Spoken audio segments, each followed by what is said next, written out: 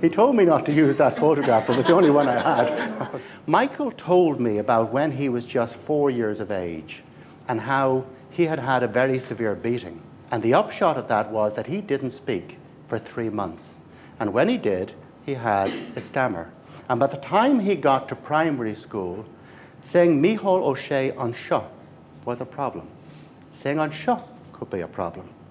But he was very lucky. He was very fortunate because he had a teacher there, a Mrs. Den, and Mrs. Den took him under her wing.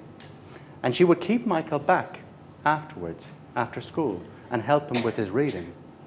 And when it came to Michael's turn to read something in class, she would always have him standing up with his classmate, Adrian. And the pair of them would speak together, and that allowed Michael to get through it. But in secondary school, there was no Mrs. Den. There was no Adrian. And so all the things that you heard earlier on today about avoidance, about not putting yourself forward, although Michael was clearly quite an athlete and was offered potentially the possibility of going to Villanova, he purposely avoided it because he didn't want to put himself out there to expose himself to that.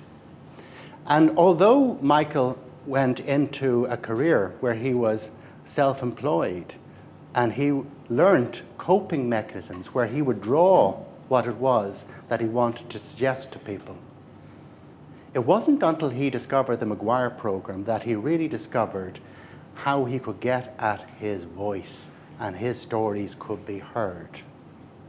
But you see, the thing is that what Michael was really doing, and for those of you who haven't read his book, you should do, because it's quite a story.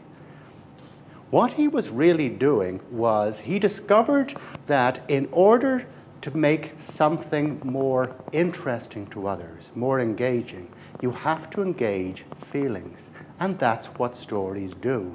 Stories really help you to get at the heart and soul of almost any audience. But what he was also doing was he was telling people a story that would give them hope, where people who would listen to that would say, I could be that person too.